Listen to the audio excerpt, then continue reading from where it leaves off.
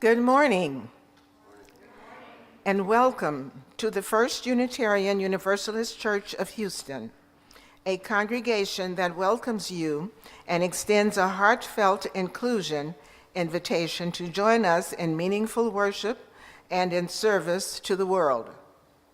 We greet all those who join us this morning, those in our sanctuary, and all of our many online viewers. Mask wearing in our sanctuary is optional. Our church's health advisory group of health professionals continues to monitor the situation. We encourage you to continue to wear your mask if you're more comfortable doing so. Now, please join our Director of Music, Dr. Jolie Rock, for the first hymn. Gray hymnal and turn to number 182. Then please rise and join me in body or in spirit as we sing hymn number 182.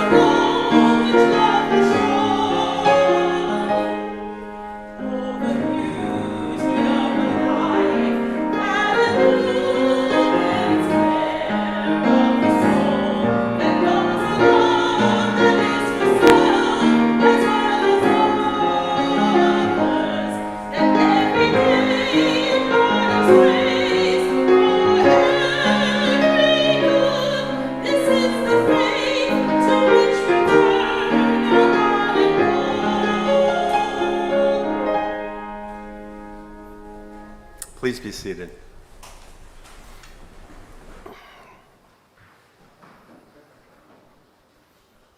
You whose hearts are broken, come in. You whom pain has touched, and sorrow and shock. You who have cried this week and read the news with sadness. You whom loss has shadowed, you who grieve, come in, come in. You with hearts open to joy and hope, come in. You whom love has touched and friendship and wonder. You who have laughed this week and felt gratitude for life's many blessings. You to whom gifts are given in abundance. You who rejoice, come in. Come in.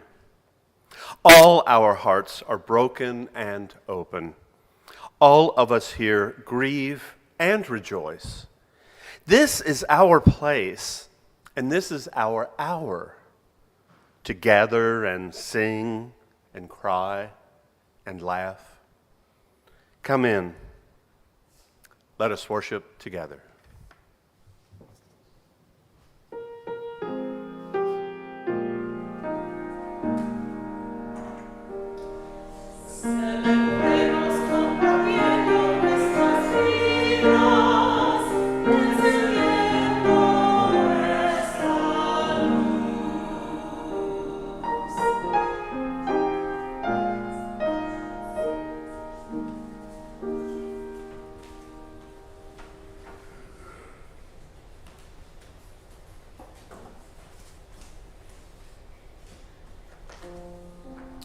2 years ago, we combined a Memorial Day remembrance and candle ritual with one to remember those who had died from COVID-19.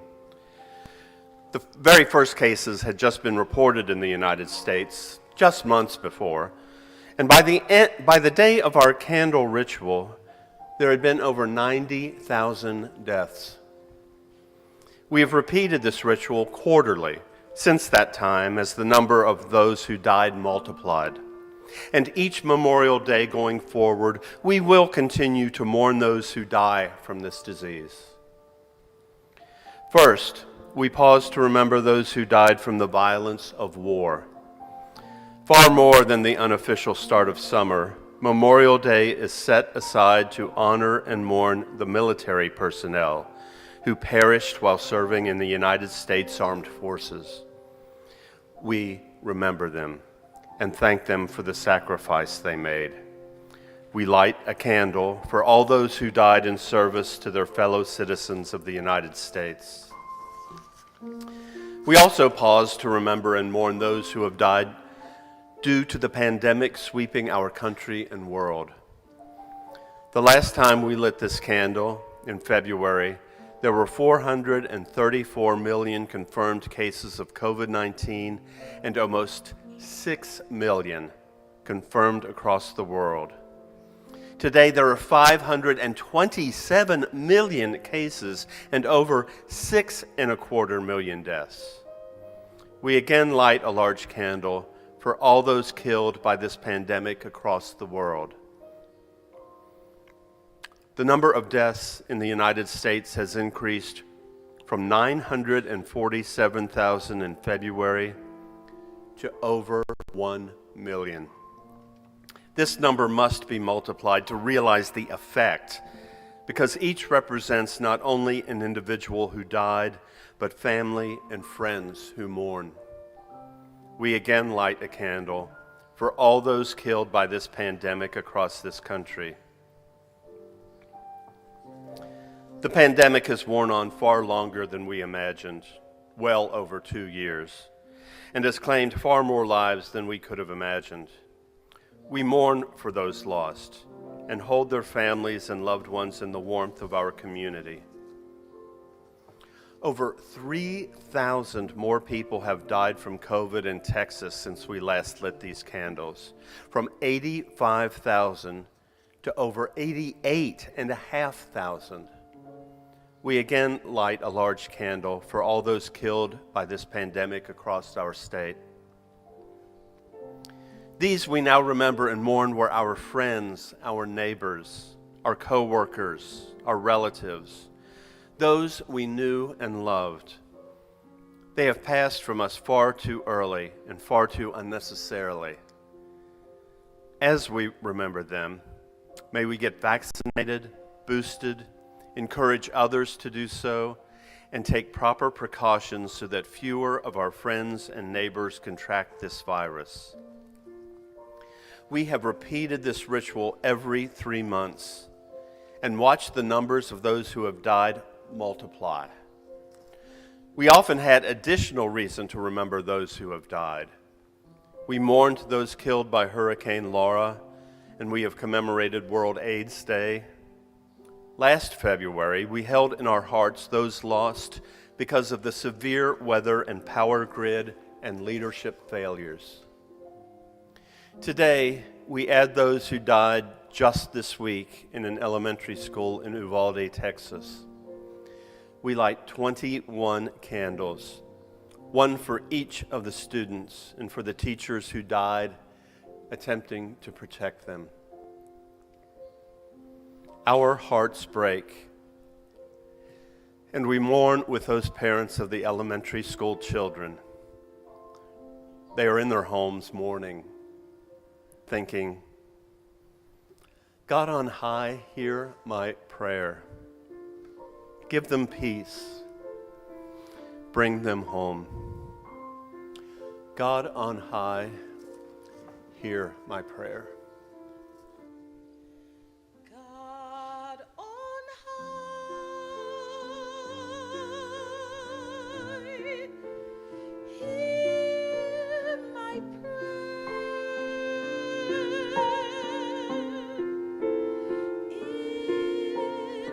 need.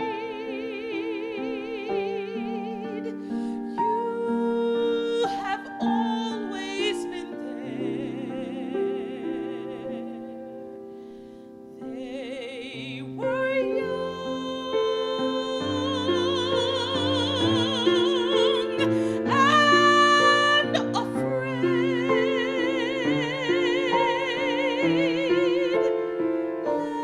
Let them rest.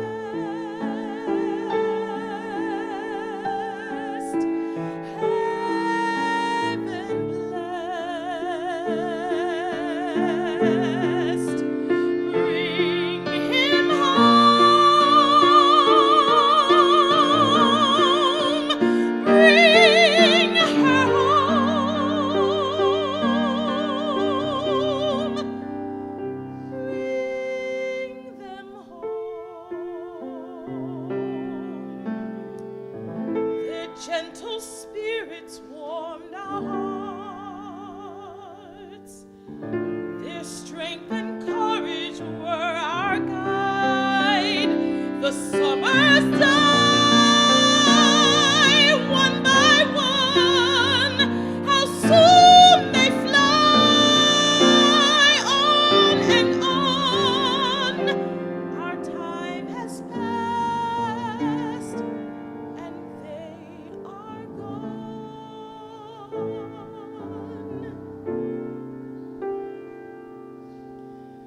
Bring him peace.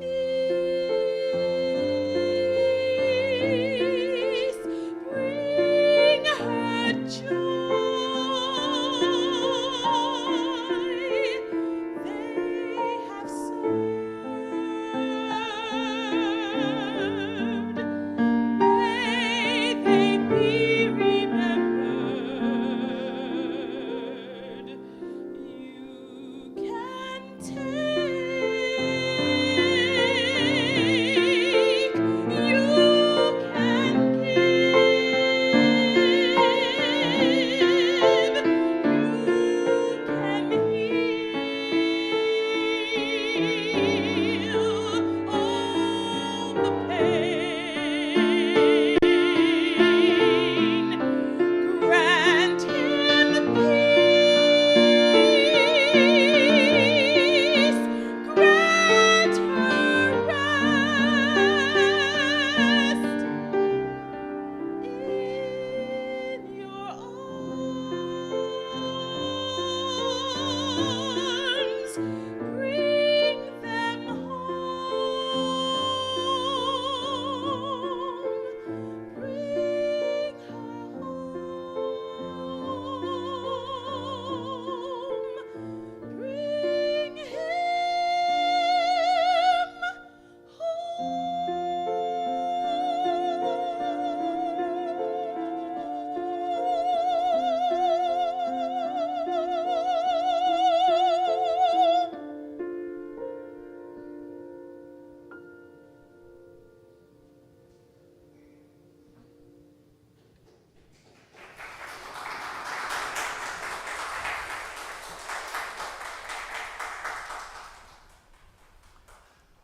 Please join with me in the spirit that some call meditation and others name prayer. Breathe with me the breath of life. Inhale as we share this interwoven, intricate web of affinity. Exhale as we feel one another's presence. Breathe with me as we gather to do the holy work of kinship and support. Open your mind, open your heart. Today's prayer is by UU seminarian Vanessa Williams. Spirit, Spirit of life, we are here with wounded hearts open, empty, lost. We turn to you by turning toward each other and feel your presence, and yet have so many questions, so much confusion, so many concerns and fears, and want to know why and how and when the hurt will stop. Spirit of life, reside in each of us. Remind we are never alone, filled with a hurt that reminds us we too are still feeling, still aching for peace and love that we believe, that we know is possible. Hold us gently as we gather closer together, comforting each other, healing each other, inherently worthy with dignity, each of us. Hold us still. Blessed be, and amen. We pause now together to lift up that which sits heavy and light on our hearts. Both Lydia Boudreau-Reed and Edmund Pantuliano had surgery this week, and we wish them both a speedy recovery. We continue to hold in our hearts those enduring or fleeing violence in Ukraine and the families of all those who have been killed.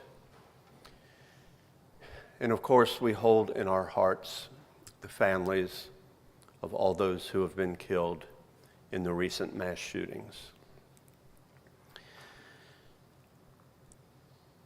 I invite you now to say the name or bring to mind those you wish to be held by the loving embrace of this religious community. They are part of the great cloud of witness and memory, and we will, even if we do not know their names, hold them in our hearts.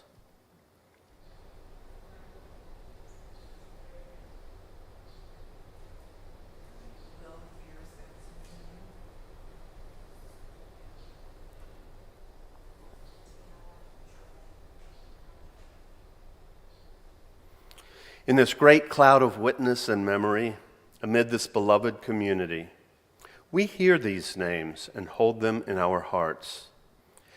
Let us remember the suffering and joy amid and among our community that we do not know. We pause in awe and in wonder of the beauty, diversity, and mystery that is life. In the spirit of love, in the spirit of hope, and in the spirit of compassion, I invite each of you to enter into a time of silent prayer, meditation, or reflection.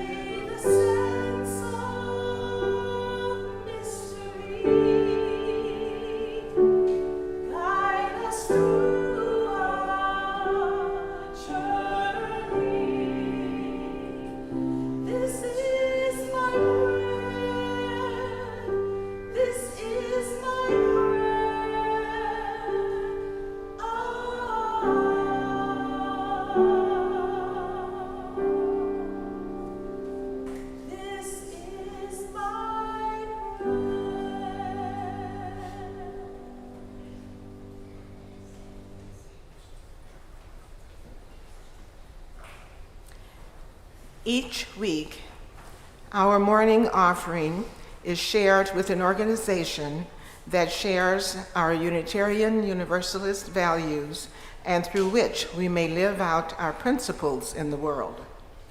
This week, that organization is RSVP, the Rehabilitation Services Volunteer Project, an all-volunteer nonprofit organization that provides physical rehabilitation services and equipment to uninsured and underinsured individuals with disabilities. This morning, we welcome Denise Crow, President of RSVP.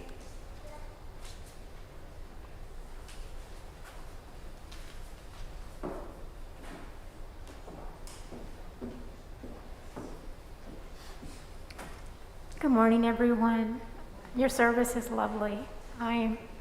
Thank you. At first, I'd like to thank Ms. Mary Cook for inviting me to speak to you and the congregation to speak to you today about our organization. RSVP, or Rehabilitation Services Volunteer Project, provides rehabilitation services for persons with brain injury, stroke, spinal cord injury, and amputation who don't have insurance or are underinsured and don't have access to the services that we provide. We started providing our services in 2010, and by 2012, we were a 501c3 nonprofit. And at the time of our inception, we were the only organization, not only in the state of Texas, but in the United States, that provided the services that we provide. We have two divisions. We have a medical therapy clinic that provides free physician evaluations. We have occupational therapy sessions, physical therapy sessions, and we have neuropsychologists, psychiatrists, prosthetists, orthotists, chaplains, just about any discipline that you can think of that is needed to provide the care for a person with disability has volunteered for us, and we're grateful.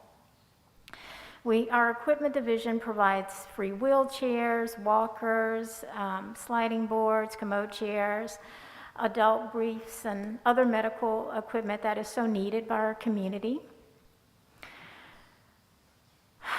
I'm a founding board member, so I've seen probably more than 1,000 patients come through our clinics, but there's some that their stories have stayed with me, and I'd like to share 3 of them with you.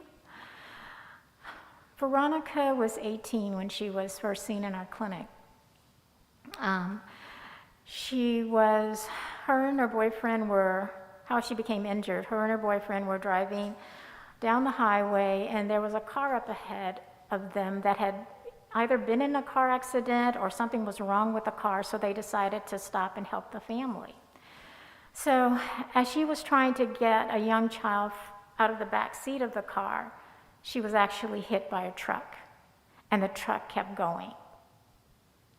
So when she arrived at our clinic, she had both of her legs at the time, but a medical decision was made that she needed one of her legs amputated, and her family could not afford to pay for a prosthetic leg.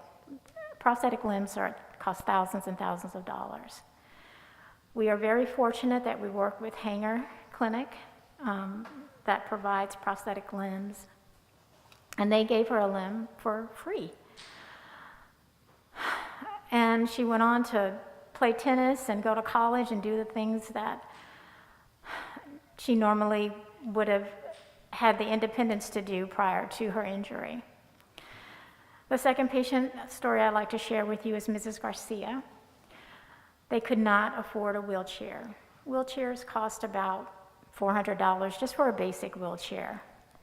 So her brilliant husband took the recliner that they had in the living room and put wheels on it so she could have some level of independence around the house. So he was able to create a ramp, bring that chair and her to our clinic. We were able to measure her and find a chair that fit her. And the last patient I'd like to share is Mrs. Price. She was in her mid-30s when she had a stroke. And the doctor, she needed a blood thinner, and the doctor that saw her decided to put her on one of the newer medications to help prevent her from getting a second stroke. And this new medication was very, very expensive. It was costing them about $400 a month. And they actually, friends were helping them pay for it and other family members, but they knew they could not pay that price for as long as she needed it. So what I did was I went online, and I know that there are patient assistance programs available. And I found one. They applied to that program, and now she spends $10 a month paying for that same medication. All of our volunteers are so passionate and committed to serving our community. There is such a need.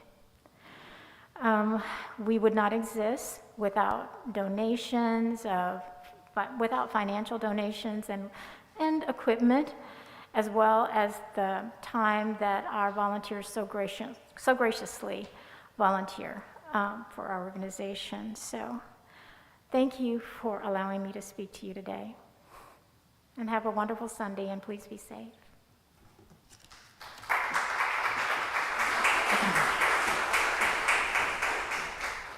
Those in our sanctuary will find the instructions for text giving in the order of service, and those watching the live stream will see the instructions on their screen. Our regular Sunday morning offering collection invites us to weave a tapestry of love and action. We ask you to please give generously. An offering will now be gratefully received.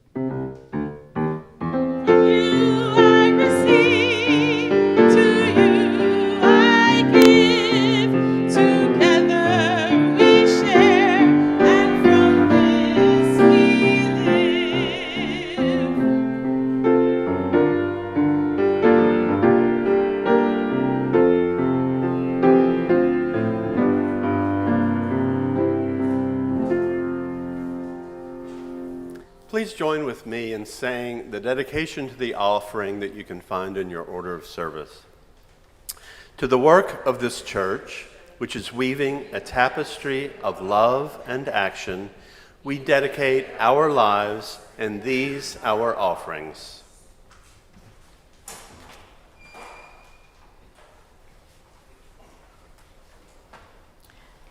The first reading, The Truth Is, One Nation Under Guns, by Amanda Gorman. Amanda Gorman, the first National Youth Poet Laureate, took to social media Tuesday to call for an end to gun violence. She wrote, "Schools scared to death. The truth is, one education under desks stooped low from bullets that plunge when we ask where our children shall live, and how, and if." In another tweet, she wrote, "What might we be if only we tried? What might we become if only we'd listen?" Here ends the reading.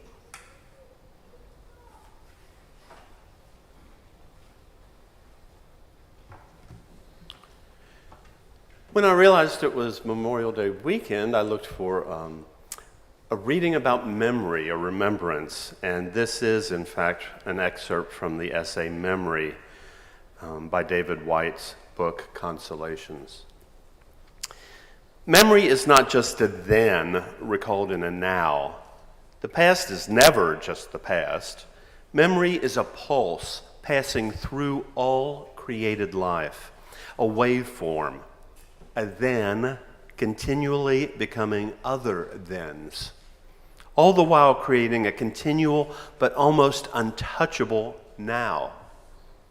Memory is an invitation to the source of our life, to a fuller participation in the now, to a future about to happen, but ultimately to a frontier identity that holds them all at once.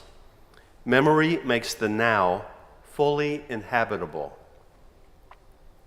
The genius of human memory is firstly its very creation through experience, and then the way it is laid down in the mind according to the identity we inhabited when we first decided to remember.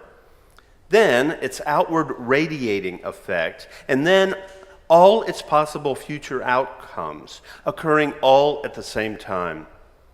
We actually inhabit memory as a living threshold, as a place of choice and volition and imagination, a crossroads where our future diverges according to how we interpret, or perhaps more accurately, how we live the story we have inherited. A full inhabitation of memory makes human beings conscious, a living connection between what has been and what is about to be. Memory is the living link to personal freedom. Through the gift of an inheritance truly inhabited, we come to understand that memory creates and influences what is about to happen.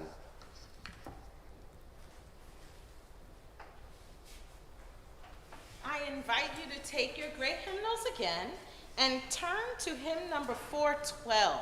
Since this is a hymn that's not regularly sung here in our congregation, Chelsea's going to play it one time all the way through, then I'll sing the first verse all the way through, and then I'm going to ask you to please rise in body and or spirit and join me in singing both of the verses. Thank you.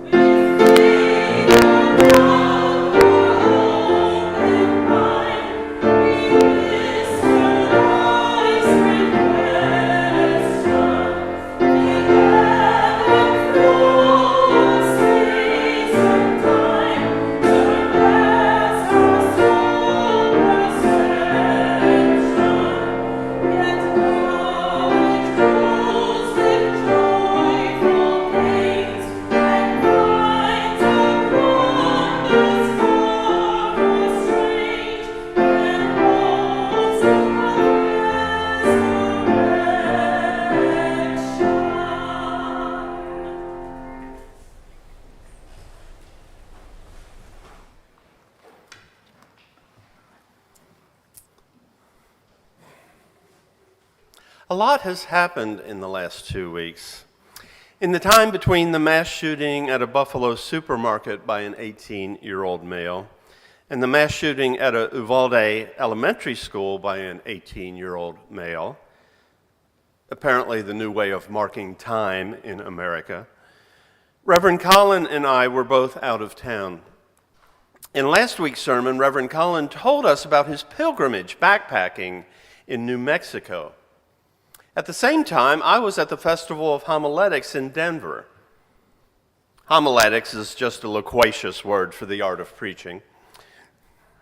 Virtually all of the ministers at the festival are progressive Christian and preach from the lectionary, a selection of assigned scriptures they are to base their sermons on. UU ministers tend to be thematic preachers, meaning we're not tied to the lectionary. We can use themes, sacred texts from various traditions, and current events to craft a meaningful message. This past year here at First Church, we had an overall theme of reimagining, since the pandemic has caused us to reimagine so many aspects of our lives. Reverend Colin, Carol, Jolie, and I met on Wednesday to begin brainstorming what our theme for next year will be. Today, we are wrapping up our monthly theme of reimagining success. And of course, this is Memorial Day weekend. Before Tuesday, my task this week was to somehow weave together the idea of reimagining success with Memorial Day's themes of remembrance, death, and mourning. I asked myself, how might one have a successful Memorial Day weekend? I mean, Memorial Day is ostensibly set aside to honor and mourn the military personnel who died while serving. But I suspect that most people think of this weekend as simply the beginning of summer, and perhaps a first chance to head to the beach or to the pool, much as some think of presents at Christmas or chocolate at Easter. So to them, perhaps a weekend when it doesn't rain and they have a great barbecue would be considered a success. The last time I preached was also a holiday. It was Mother's Day. What we now know as Mother's Day was first celebrated in 1907 by Anna Jarvis, inspired by the life of her mother, the peace activist Anne Reeves Jarvis. Anne Jarvis had cared for wounded soldiers on both sides of the Civil War. She and suffragette Julia Ward Howe had been urging for the creation of a Mother's Day for Peace, when mothers would ask that their husbands and sons be no longer killed in wars. I began thinking, well, then perhaps the best way to reimagine success in the context of Memorial Day is to imagine no more deaths due to war to memorialize. No more need to mourn soldiers who have died. No more graves to decorate with flowers. The excerpt I read by David White about memory tells us how this task might tie into the idea of remembrance. He said, "A full inhabitation of memory makes human beings conscious, a living connection between what has been and what is about to be. Memory is the link to personal freedom. Through the gift of an inheritance truly inhabited, we come to understand that memory creates and influences what is about to happen." End quote. Through our inhabiting of these memories, we can decide to work for peace. Of course, as history tells us, the extinction of war is more possible in theory than in practice. It only takes one Vladimir Putin to instigate havoc and countless deaths across the region. But I believe that having the mindset that no more war is a possible goal, rather than war is simply a sad inevitability, is the way to work toward that peace. Those of you following along closely will probably realize this is a perfect segue to talk about the recent mass shootings.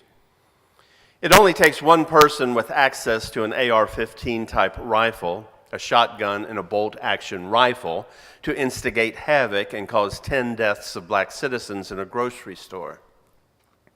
It only takes one person with access to 2 assault rifles and 1,600 rounds of ammunition to instigate havoc and cause 21 deaths of children and teachers in an elementary school.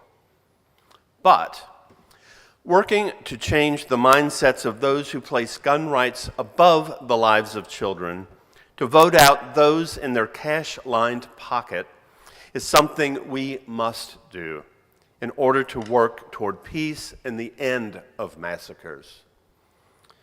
As well as remembering those teachers and children who were killed and the military personnel who died while serving in the United States Armed Forces, in our candle ritual, we also remembered the 6 million around the world and 1 million in the United States who have died from COVID. One of the hardest realizations during COVID, at least for me, was learning how many of our fellow citizens would put other people's lives in jeopardy to avoid inconveniencing themselves. This was often couched as a person claiming the right to not have to wear a mask around others or their right to not get vaccinated. Then they too often seemed belligerently unwilling to accept the consequences of those refusals. Dar Jamal is an American journalist who was embedded in Iraq in order to report during the 2003 invasion of that country. He wrote, "The single biggest thing I learned was from an indigenous elder of Cherokee descent, Stan Rushworth, who reminded me of the difference between a Western settler mindset of, I have rights, and an indigenous mindset of, I have obligations. Instead of thinking that I am born with rights, I choose to think that I am born with obligations to serve past, present, and future generations, and the planet herself." For over 2 years, we have seen our neighbors being quick to claim their right to not wear a mask. And this weekend, Houston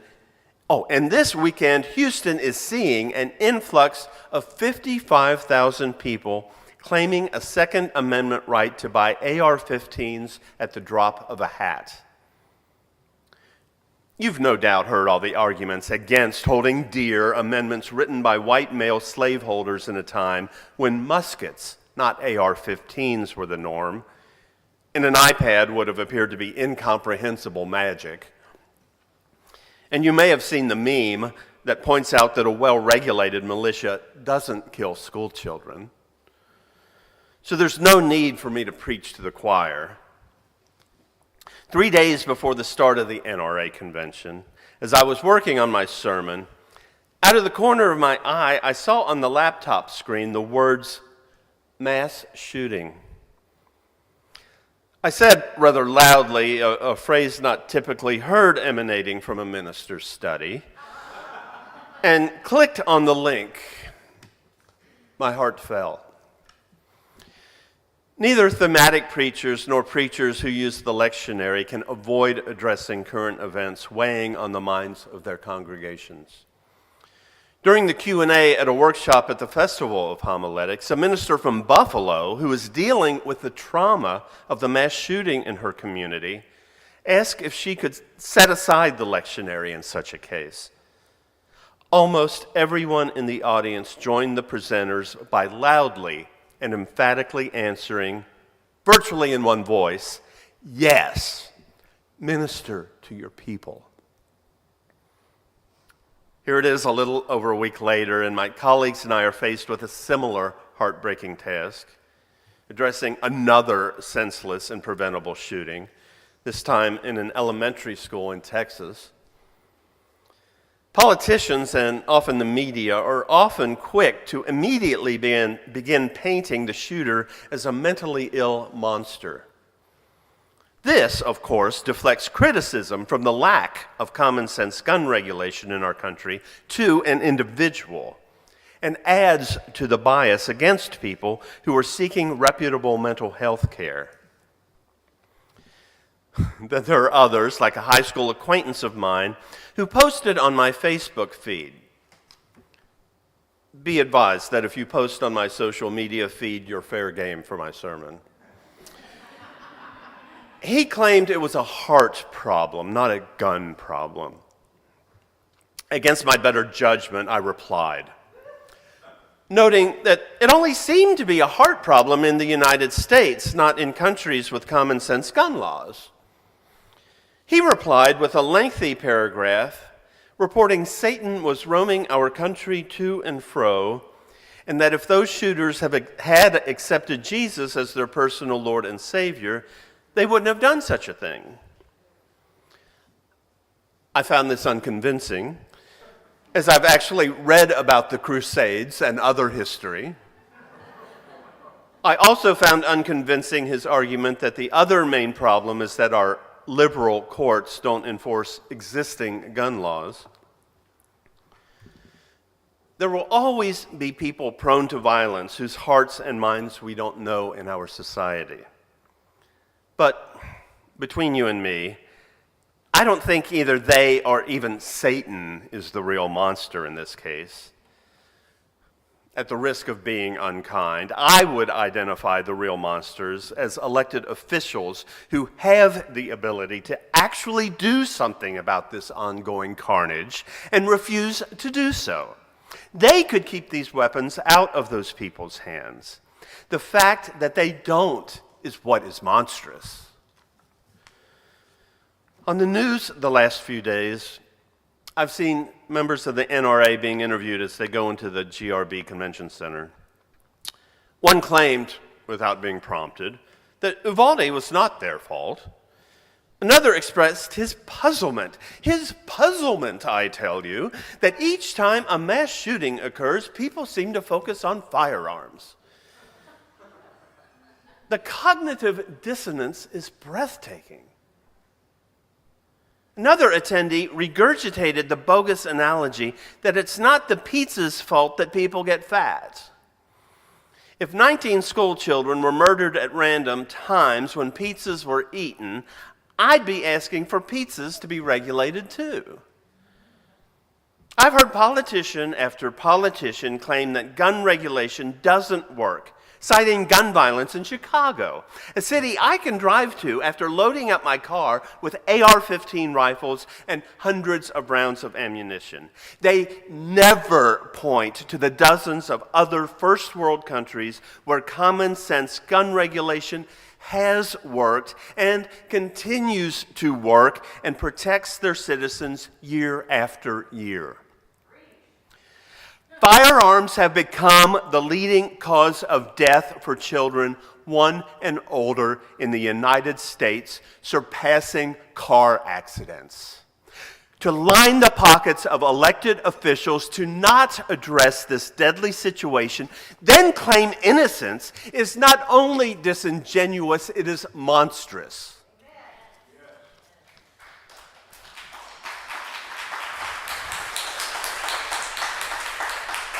We have neighbors unwilling to inconvenience themselves by wearing a mask or get vaccinated. This would help protect the health and lives of others. We have neighbors unwilling to inconvenience themselves by having to wait a week or two to walk out of the store with a gun. This would allow officials to properly run safety checks so we can protect the health and lives of others. My question is, and if I had the answer, I'd have a book deal, is how do we prompt people to think about their obligations to one another rather than their perceived right to do whatever they want? There was a quote by Lauren Morrill that became viral on social media during COVID. I don't know how to explain to you that you should care for other people. Over 100 years before that woman's quote, women's rights activist Susan B. Anthony said, I distrust those people who know so well what God wants them to do because I notice it always coincides with their own desires. Rights seem similar to Bible verses in that some people point to the ones that justify them being able to do exactly what they wanted to do in the first place. The obligations listed in the book of Matthew to invite in a stranger, give clothes to those who need them, and visit those who are sick or in prison are often glossed over rather than pointed to. Especially inviting in strangers, as our state frantically spends money on a wall to keep brown people on the other side. It strikes me that when one successfully fulfills their obligations, the focus is on others. I waxed poetic at length 2 months ago in a sermon about rights and responsibilities. You may remember the shopping cart sermon.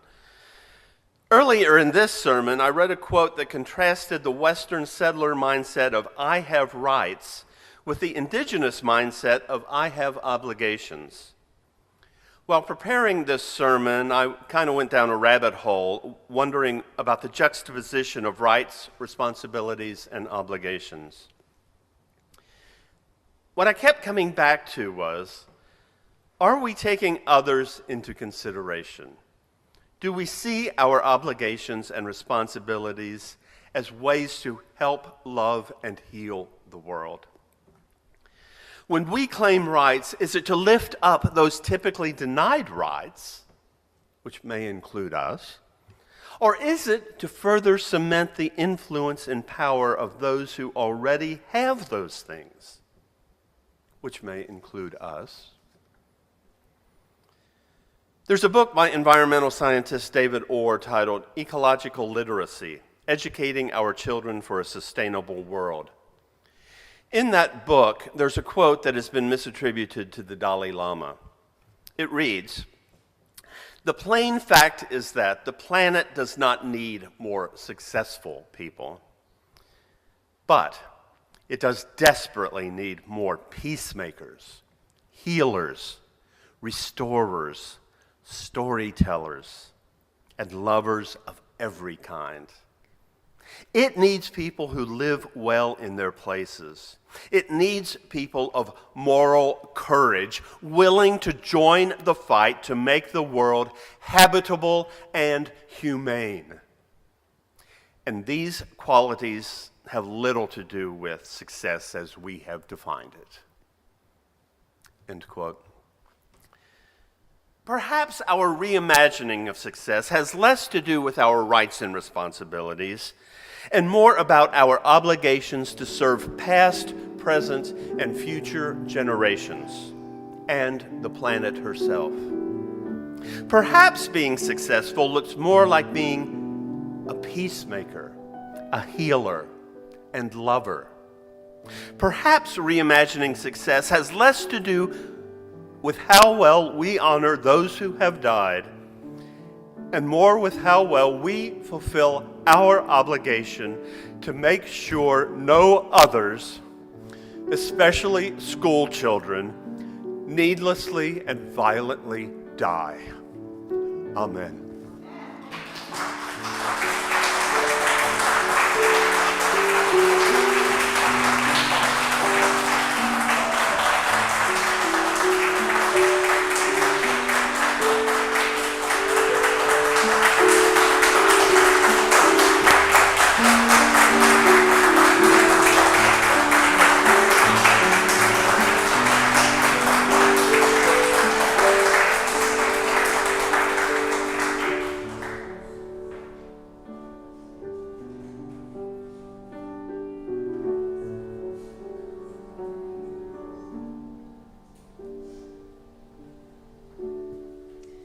I invite you to take your teal hymnals and turn to hymn number 1059. We are going to play it on the piano one time through, then we'll sing it together, all of us, one time through, and then we'll sing it 2 times in a round. So what that means is we'll sing it all together, and then this side we'll start, and then the second side, this other side, you'll start the second side. I'll get you keyed in so you know when to start. So I see some choir members out there. You guys, give me some nice strong sound. Please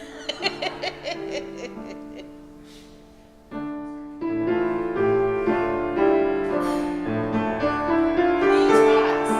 Join us in body and in spirit.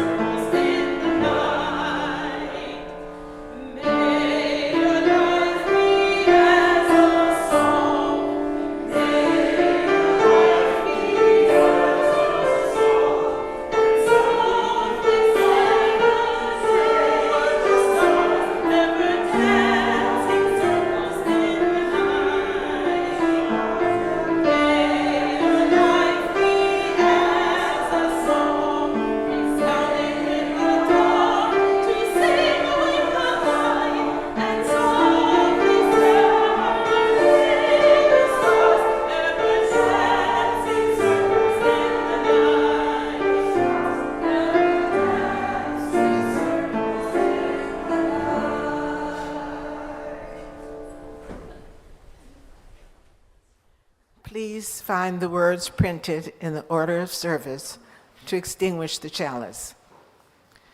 We extinguish this flame, but not the light of truth, the warmth of community, or the fire of commitment. These we carry in our hearts until we are together again.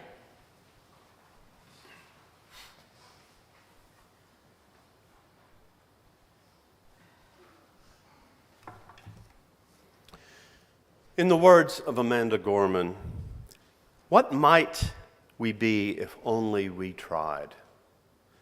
What might we become if only we'd listen? May we listen to one another and hear the sorrow of those mourning the murders of those taken too soon. And may we try as hard as we can to make sure it doesn't happen again. Go in peace. Remind those that you love them, and be blessed.